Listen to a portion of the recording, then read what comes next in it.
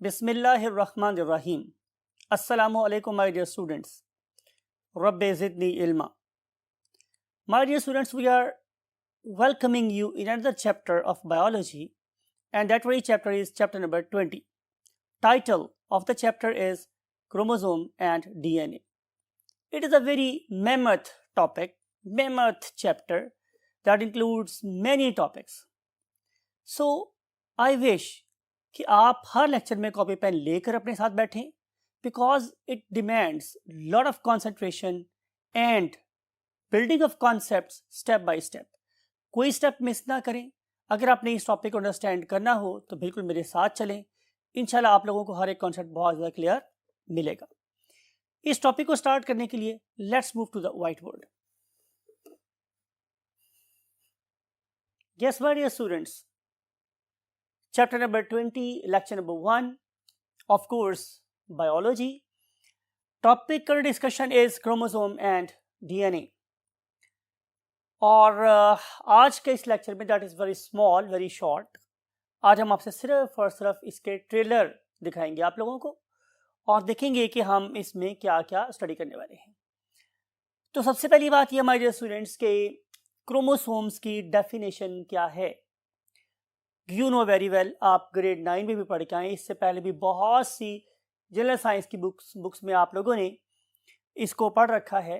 लेकिन मुझे हुक्म अज़ान ला इलाहा इल्लल्लाह, तो मुझे ये बात आपसे कहनी है कि chromosomes are basically thread like structures that may lie in the cytoplasm without any sort of membrane bounding, और they are basically located inside nuclear membrane. Right, यानी कि हम बात कर रहे हैं दो किस्म के ऑर्गेनिज्म की. एक को हम क्या बोलते हैं प्रोक्रियोट, एक को हम क्या बोलते हैं यूक्रियोट. तो हमारे पास जो प्रोक्रियोट हैं उनके अंदर genetic material that is so called chromosome ये साइटोप्लाज्म के अंदर ही प्रेजेंट होता है. लेकिन अगर हम बात करते हैं यूक्रियोट की, मॉडर्न किस्म के ऑर्गेनिजम्स की, ज़ाहिर है आप भी बहुत मॉडर्न हैं, तो हम आपकी बात करेंगे, यानी कि ऐसे ऑर्गेनिज्म की जिसके पास एक वेल डिफाइंड न्यूक्लियस प्रेजेंट होता है. तो क्रोमोसोम्स डेफिनेटली न्यूक्लियस के अंदर ही पाए जाते हैं. तो आए कुछ बातें इसके बारे में लिखते हैं यहाँ पे. क्रोमोसोम्स क्या होते हैं. Chromosomes are thread like structures. ये तो वो थ्रेड लाइक स्ट्रक्चर्स हैं. Right, it is basically the डंडा ऑफ टी. ये it is basically T, right? So these are thread like structures found in nucleus.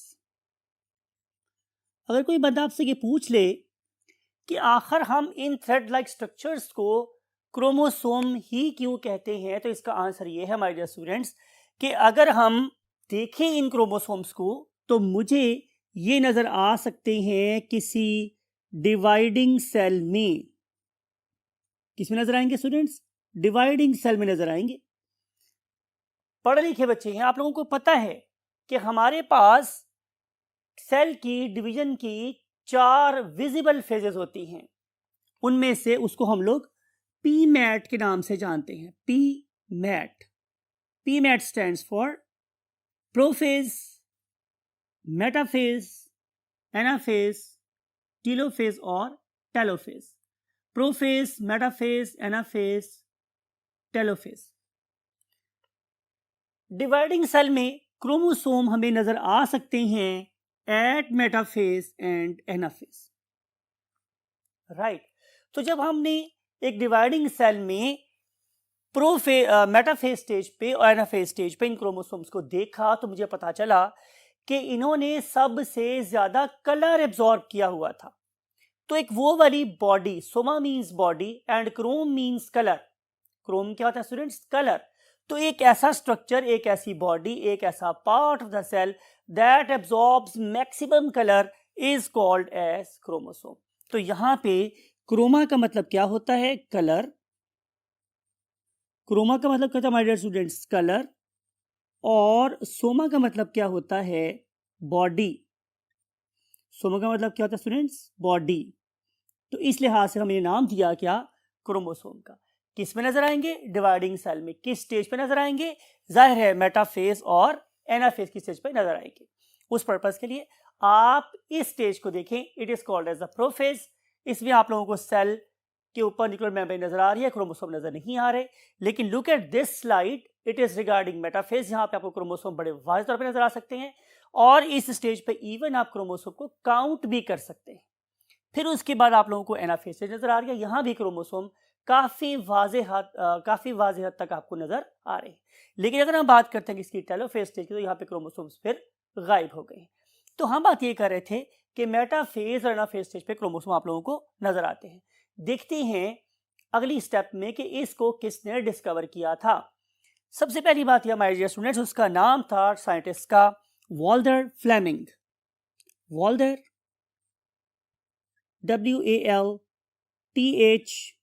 WALTHER, Walther Flemming, right? He was basically working on the cells of salamander. ठीक है, you know कि salamanders का ताल्लुक किससे होता है? Amphibian से। Excellent, शाबाश, वेरी वेल डन। तो salamanders आर बेसिकली एम्फीबियंस। जब वो इसके सेल्स पे काम कर रहा था तो उसने देखा कि यहाँ पे बिल्कुल ऐसी बॉडीज पाई जाती हैं कि जब मैं उसे स्टेन करता हूँ तो बड़ी वाजे हो जाती। अगले जिस पॉइंट पे आपकी बुक आपसे मुखातिब है, that very point is called as a number. यानी कि जब उसने डिफरेंट किस्म के प्लांट्स में, डिफरेंट किस्म के एनिमल्स के सेल्स में उसे क्रोमोसोम को तलाश किया तो उन्हें मिले, राइट? उसने काउंट करके देखा तो पता चला कि किसी एक ऑर्गेनिज्म में नंबर ऑफ क्रोमोसोम हमेशा कांस्टेंट रहते हैं। मिसाल के तौर पे कि आप एक ह्यूज स्टूडेंट हो तो आप लोगों की बॉडी में 32 ट्रिलियन सेल्स हैं या 64 ट्रिलियन सेल्स हैं, तो हर सेल के अंदर नंबर ऑफ क्रोमोसोम कितना रहेगा? कांस्टेंट ही रहेगा, उस पर कभी चेंज नहीं आएगी। लेकिन जब मैं उसको दो डिफरेंट स्पीशीज में कंसिडर करता हूँ, देखता हूँ, कंपेयर करता हूँ, तो मुझे पता चलता है कि हर एक स्पीशीज के अंदर नंबर ऑफ क्रोमोसोम अल्लाह ताला ने क्या रखे हुए हैं? डिफरेंट रखे हुए हैं। एक स्पीशीज के सारे ऑर्गेनिज्म के सारे सेल में नंबर ऑफ क्रोमोसोम कांस्टेंट, लेकिन दूसरी स्पीशीज से वो क्या हो जाएंगे? डिफरेंट हो जाएंगे। इसका मतलब ये होगा कि मैं किसी ऑर्गेनिज्म के किसको देख के, क्रोमोसोम के नंबर को देख के बता सकता हूं कि ये वाला ऑर्गेनिज्म कौन सा हो सकता है। तो हम लिख रहे हैं कि जहां तक नंबर की बात की जाए तो वो स्पीशीज स्पेसिफिक होते हैं। मैंने यहां पे एक ही वर्ड आपकी नजर करना है, specific. Their number is always species specific. और इस पर्पस के लिए आप लोगों की बुक ने हमें एक लिस्ट दी है, तो ये लिस्ट आपने अपने माइंड में भी रखनी है, बिकॉज कि इसमें आप लोगों को हम एमसीक्यू भी पूछ सकते हैं और जाहिर है इसमें हम लोग आपसे दो डिफरेंट ऑर्गेनिज्म के नंबर ऑफ क्रोमोसोम को कंपेयर करने के लिए भी कह सकते हैं, राइट? तो देखते हैं आपकी बुक में क्या क्या गिवन है।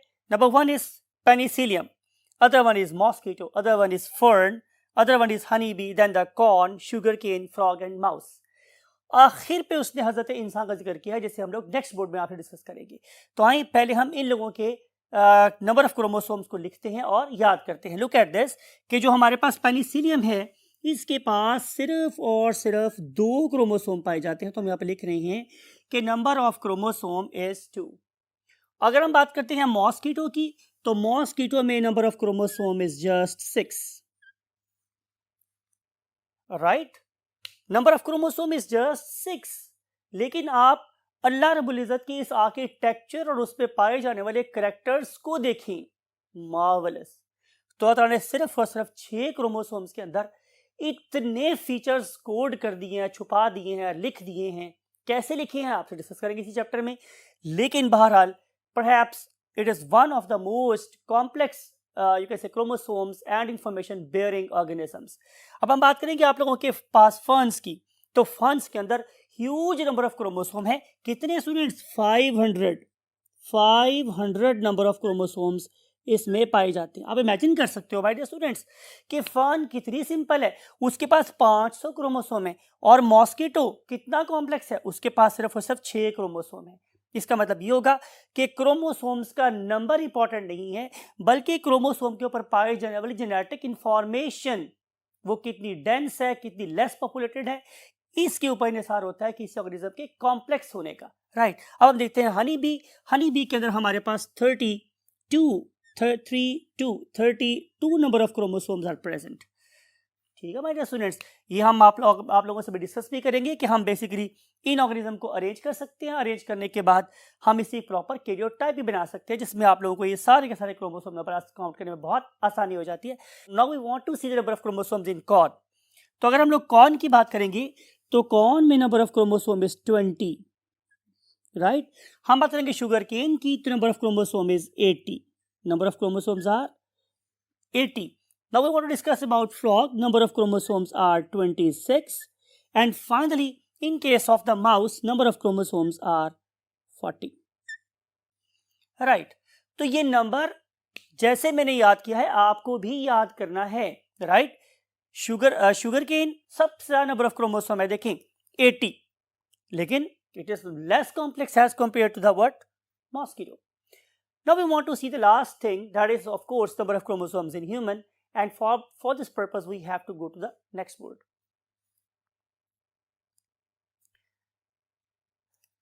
आपके लिए इंफॉर्मेशन बिल्कुल भी नई नहीं है कि हजरत इंसान में नंबर ऑफ क्रोमोसोम्स कितनी होती हैं? 46। और अगर मैं आपके वेरी क्लोज एक डिसेंडेंट की बात करूं, एक ऑर्गेनिज्म की बात करूं, तो that organism is basically chimpanzee, and chimpanzee has got 48 number of chromosomes. लेकिन अगर आप उसकी अकल को अपनी अकल से कंपेयर करें तो you are much more superior. तो इससे अगेन यही पता चलता है कि ये वाला ऑर्गेनिज्म जैसे हम लोग हजरत इंसान बोल रहे हैं, उसके अंदर भी नंबर ऑफ क्रोमोसोम्स बहुत ज़्यादा नहीं है, लेकिन जो जेनेटिक इन्फॉर्मेशन है it is very very flooded, बहुत ज़्यादा इन्फॉर्मेशन है क्रोमोसोम्स के ऊपर भी, राइट। रोल क्या है मेरे क्रोमोसोम का? तो आप बिल्कुल कहेंगे सर आपने भी बता दिया है कि chromosomes are basically provided with the DNA. Chromosome किससे प्रोवाइडेड हैं? प्रोवाइडेड विद डीएनए, ठीक। और जो डीएनए है ये किस पे लोकेट करता है? On very very specific lines. On specific lines को हम नाम क्या देते हैं? लॉकस का। लेकिन अगर मैं इसको प्लूरल में देखूं तो it is called as the loci और लॉकी। ये डिफरेंट लोग इसको डिफरेंट वे से प्रोनाउंस करते हैं। अगर आप इसे सी बोलेंगे तो लोसाई बोला जाएगा, अगर आप इसे के की आवाज बोलेंगे तो फिर ये लॉकी कहलाएगा। So these are the basically locus और लॉकी और लोसाई, इन पे लोकेट करते हैं and they basically have what? Genetic informations. और जो मेरे पास जेनेटिक इंफॉर्मेशन है ये कंट्रोल करेगी किसी ऑर्गेनिज्म की what? Appearance. It may be simple, it may be complex. तो what is a need? Need मेरे पास क्या है? वेरी सिंपल, कि हम लोग इनके नंबर को क्या रखें? कांस्टेंट रखें। ये बहुत ही एक इंपॉर्टेंट बात है। इट इज स्टार बात, बड़ी अहम बात है, इसलिए मैंने यहाँ पे स्टार लगा दिया आप लोगों के लिए, कि किसी भी स्पीशीज में जितने भी नंबर ऑफ क्रोमोसोम है, फॉर एग्जांपल ह्यूमन की बात की जाए तो उसमें कितने चाहिए? 46, तो 46 ही हूं, राइट। और अगर मैंने बात की थी मॉस्किटो की तो मॉस्किटो में 6 क्रोमोसोम है तो 6 ही हूं, राइट। और अगर मैंने आप लोगों से बात की थी किसकी? फर्न की, तो उसमें 500 क्रोमोसोम है तो 500 क्रोमोसोम ही हूं। उनका नंबर हमेशा कांस्टेंट होना चाहिए, नीदर इट शुड बी +1 और it should not be -1, it should be what? Constant. क्यों हम ये बात कर रहे हैं? बिकॉज अगर क्रोमोसोम का नंबर एक ज्यादा या एक कम हुआ तो उसके मेरे पास बड़े बड़े बैड कॉन्सिक्वेंसेस हो सकते हैं। आप लोगों ने लास्ट लेक्चर के लास्ट आर्टिकल में ये बात पढ़ रखी है कि इसके रिजल्ट में या तो प्रोड्यूस हो सकते हैं क्या? सिंड्रोम्स। मेरा ख्याल है कि आप लोगों को डिफरेंट किस्म के सिंड्रोम्स याद होंगे, जिनमें क्लाइनेफेल्टर सिंड्रोम हमने पढ़ा था, और फिर हमने पढ़ा था what? Turner syndromes, down syndrome, Jacobson syndrome. तो बड़ी किस्म के सिंड्रोम होते हैं। आपको पता है कि सिंड्रोम में क्या था? एब्नॉर्मेलिटी एक थी, या एब्नॉर्मेलिटी सिर्फ एक थी, लेकिन उस एब्नॉर्मेलिटी ने हमारे पास फिर आगे कैस्केड ऑफ एब्नॉर्मेलिटी स्टार्ट कर दी। यानी कि क्रोमोसोम एक कम या ज्यादा हुआ, लेकिन उसकी वजह से बॉडी में बेतहाशा एब्नॉर्मेलिटीज पैदा हो गई। तो इसको हम क्या नाम देते हैं? सिंड्रोम का। या फिर ऐसा भी हो सकता है कि बाज स्पीशीज एक क्रोमोसोम 2 क्रोमोसोम के लिहाज से बहुत सेंसिटिव होती हैं, even they may be very sensitive for a segment of chromosome, right. तो हम ये देखते हैं कि अगर क्रोमोसोम का इवन एक लॉकस भी कम हो जाए, ज्यादा हो जाए, तो उसकी वजह से क्या हो सकता है? डेथ हो सकती है। So death can also be the consequence of this abnormality. Therefore these two things again reinforce कि नंबर ऑफ क्रोमोसोम को क्या होना चाहिए, कांस्टेंट होना चाहिए। आगे हम देखेंगे माय डियर स्टूडेंट्स कि टाइप्स ऑफ क्रोमोसोम्स कितनी होती हैं। तो आंसर इज कि क्रोमोसोम को हम डिस्कस करते हैं on the basis of structure. Structure की बेस पे हमने क्लासिफाई किया हुआ है क्रोमोसोम को आप लोगों की बुक में, ठीक है। तो देखते हैं कि एक टिपिकल क्रोमोसोम के कितने पार्ट्स होते हैं। तो उसके लिए हम ड्रॉ करते हैं आप लोगों के लिए। Number one thing is a central position, and that very central position that allow the pivoting, जिस वजह से क्रोमोसोम अपनी शक्ल बदल सकता है। दैट वेरी कब्जा, central point, that very kabza or central point is called as centromere, is called as centromere, right। इस सेंट्रोमियर या पिवटिंग पॉइंट के साथ क्या अटैच है, दो बाजू। For example it may be something like it और समथिंग लाइक इट, ये दो बाजू अटैच। ये जो दो बाजू अटैच हैं these are called as chromatids, chromatids, बाजू, राइट। फॉर एग्जाम्पल इस वाले केस में मेरे पास एक सेंट्रोमियर प्रेजेंट है और एक क्रोमाटिड प्रेजेंट है। आगे जो मेरे पास टाइप है that is called as for example primary constriction and secondary constriction. For example कि ये जो मेरे पास पहले नंबर पे प्रेजेंट है सेंट्रोमियर, यहाँ पे क्रोमोसोम ज्यादा नैरो है, it is called as a primary constriction. लेकिन बाद वक्त ऐसा भी होता है कि क्रोमोसोम के साथ लूजली बाउंडेड एक और पीस ऑफ क्या होता है, क्रोमोसोम होता है या डीएनए होता है, that is called as secondary constriction. और जो पीस अटैच था that is called as the satellite DNA. इस पर्पज के लिए आप इस पर्टिकुलर एनिमेशन को देखें। लिख रहे हैं आप लोगों के लिए कि number one it is a primary constriction और सेंट्रोमियर, इसके साथ अटैच है मेरे पास क्या, दो क्रोमाटिड्स। और इस क्रोमाटिड के साथ देखिए एक और एक्स्ट्रा पीस ऑफ क्रोमोसोम भी लगा हुआ है, that is called as satellite DNA. और जो दरमियान में एक नैरो सा एरिया मौजूद है that is called as what, secondary constriction, right. तो ये है हमारे पास क्रोमोसोम की क्या स्ट्रक्चर। अब हम चलते हैं और देखते हैं कि क्या क्रोमोसोम सारे एक ही तरह के होते हैं या उनके अंदर कोई different with types of variations भी आ सकती हैं। तो उसके लिए मूव करते हैं लास्ट पार्ट ऑफ बोर्ड पर। यस माय डियर स्टूडेंट्स, हम बात कर रहे हैं वेरिएशन की। तो क्रोमोसोम सारे जैसे नहीं होते, कोई क्रोमोसोम छोटा होता है, कोई बड़ा होता है। इसका मतलब ये है कि वेरिएशन की जो पहली बेस है वो क्या हो सकती है, साइज।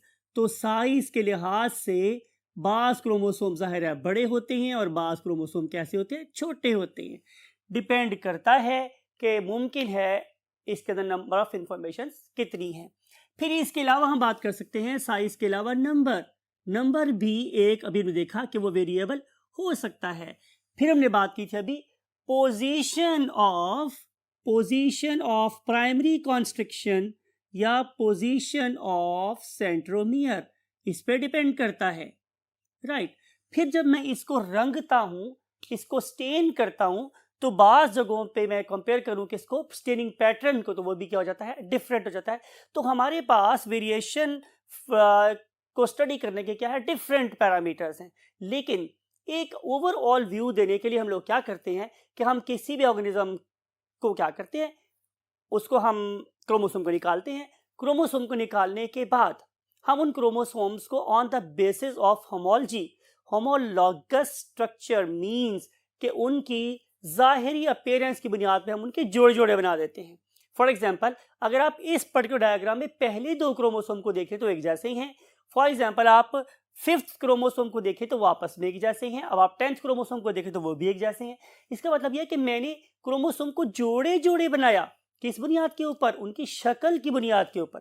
तो जब मैं तमाम क्रोमोसोम को अरेंज कर लूंगा तो अरेंज करने के बाद मैं उसकी एक तस्वीर बनाऊंगा। That very pictorial representation of the what number of chromosome in an organism is called as what, karyotype. तो ये बेसिकली एक पिक्चर है जो हम लेते हैं तमाम के तमाम क्रोमोसोम्स को सिमिलरिटी की बेस पर अरेंज करने के बाद।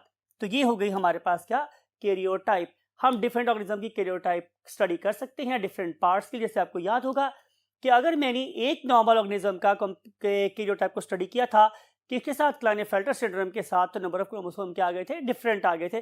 Same is a case with Turner syndrome, same is a case with what, down syndrome. तो हम एक ऑर्गेनिज्म के इवन अंदर डिफरेंसेस को फाइंड करने के लिए भी क्या करते हैं, ऑर्गेनिज्म की कैरियोटाइपिंग करते हैं। तो जब मैंने कैरियोटाइप स्टडी की तो मुझे पता चला कि हाँ चलें हम सिर्फ एक ही बेस पे क्रोमोसोम्स के वेरियस टाइप्स को पढ़ लेते हैं, और वो क्या है स्टूडेंट्स, पोजीशन ऑफ सेंट्रोमियर। तो हम कैरियोटाइपिंग स्टडी करना चाहते हैं on the basis of position of centromere. तो जब मैं सेंट्रोमियर की पोजीशन के लिहाज से क्रोमोसोम की टाइप को स्टडी करता हूं तो पता चलता है कि इनकी मेरे पास 4 टाइप्स हैं। फॉर एग्जांपल ये मेरे पास एक लाइन है, ये मेरे पास एक दूसरी लाइन है, ये मेरे पास एक तीसरी लाइन है, और ये मेरे पास एक चौथी लाइन है। तो ये 4 लाइंस मैंने लगाई हैं। जैसे कि आप छोटे से थे तो हमने आप लोगों को क्या किया था, हमने आप लोगों को 4 लाइनों वाली कॉपी दी थी ताकि आप इंग्लिश लिखना सीख लें, राइट। तो समझ लीजिए वही कॉपी है मेरे पास, और इस पर्पस के लिए मैं क्या कर रहा हूं, मैं क्रोमोसोम की टाइप्स लिख रहा हूं आप लोगों के लिए on the basis of position of centromere. आप इस पर्टिकुलर क्रोमोसोम को देखें, यहां पे ये सेंट्रोमियर है, ये दिस वन, और इसके साथ एक क्या लगा हुआ है, बाजू, something like it, this one, right. तो अगर मेरे पास एक ऐसा क्रोमोसोम है कि जिसमें सेंट्रोमियर बिल्कुल टॉप पर है, सेंट्रोमियर कहाँ है, बिल्कुल टॉप पर है, that very type of chromosome is called as telocentric chromosome. Telocentric, इसका मतलब ये है कि जो सेंट्रोमियर है वो उसके टेल पे प्रेजेंट है या एपेक्स पे प्रेजेंट है। फिर मैं क्या कर रहा हूं माय डियर स्टूडेंट्स, मैं आप लोगों के रेफरेंस के लिए चलिए लाइन को एक्सटेंड करते हैं ताकि आपको नजर आती है lines. I don't know these are बहुत these lines are very straight or not, but I want to give you the concept, right? So these are the 4 lines for example. अब हम डिस्कस करते हैं एक और केस में। वो case मेरे पास क्या है कि जब सेंट्रोमियर बिल्कुल दरमियान में है, लुक एट दिस, कि बिल्कुल दरमियान में सेंट्रोमियर है ये, समथिंग लाइक इट, और इसके साथ ये वाली 2 क्या अटैच है, लिम्स, जिसे हम क्या बोलते हैं, chromatids 1, chromatid number 1 and chromatid number 2, ये 2 अटैच। अगर आप इस वाले केस में क्रोमाटिड्स की लेंथ की बात करेंगे तो वो बिल्कुल एक जैसी हैं। ऐसे क्रोमोसोम को नाम देते हैं मेटासेंट्रिक। क्या नाम देते हैं हम इसे, मेटासेंट्रिक। आप अगर बात को गौर से सुनेंगे तो आपको अब फर्क महसूस होना शुरू होगा। लुक एट दिस, अब मैंने क्या किया माय डियर स्टूडेंट्स, अब मैंने अगले केस में जो सेंट्रोमियर है उससे लाइन नंबर 1 के पास ड्रॉ किया है, लाइन नंबर 1 के पास ड्रॉ किया है। तो अब शक्ल बन जाएगी कुछ ऐसी, लुक एट दिस,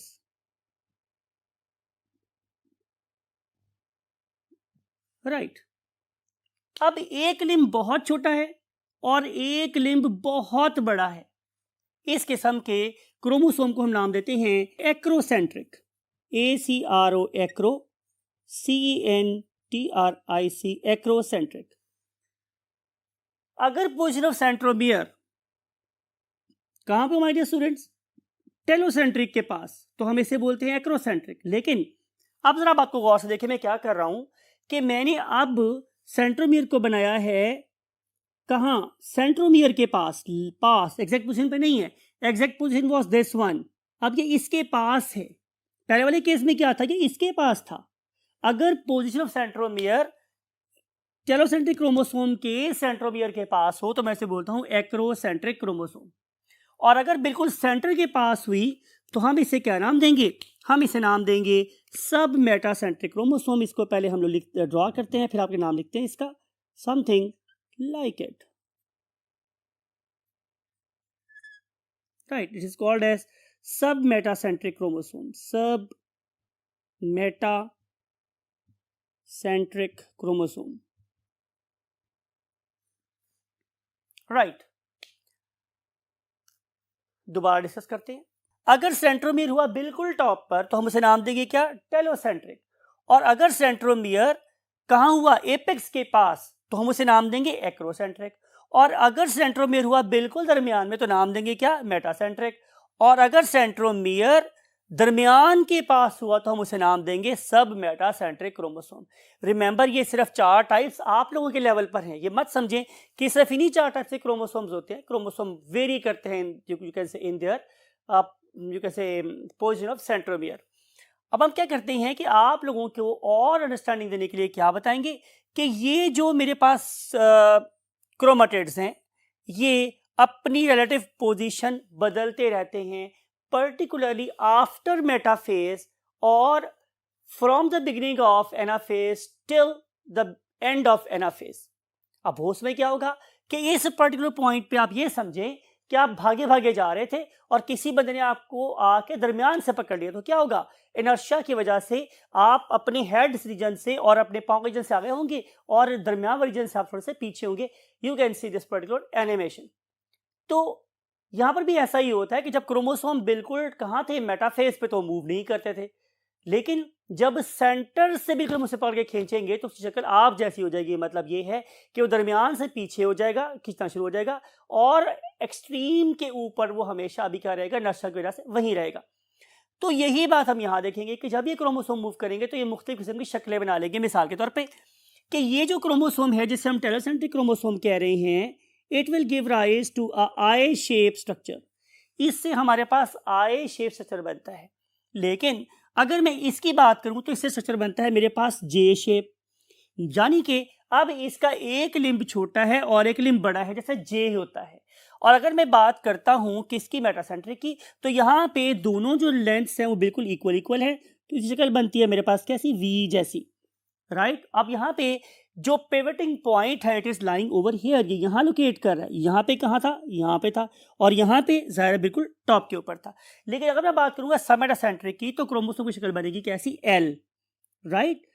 एल, इसका मतलब है कि एक लिम्ब छोटा है लेकिन उतना छोटा नहीं जितना जे का था, राइट। यू कैन इमेजिन कि कैसे इस पर्टिकुलर एल के इस पर्टिकुलर लिम्ब की यू कैन से एसोसिएशन होती है विद दिस लिम्ब, ठीक है। तो इस तरीके से sub metacentric chromosome L shape gain करते हैं during the course of motion at anaphase stage, और मेटासेंट्रिक गेन करते हैं V shape structure, acrocentric gain करते हैं जे शेप स्ट्रक्चर, और टेलोसेंट्रिक गेन करते हैं आई शेप स्ट्रक्चर।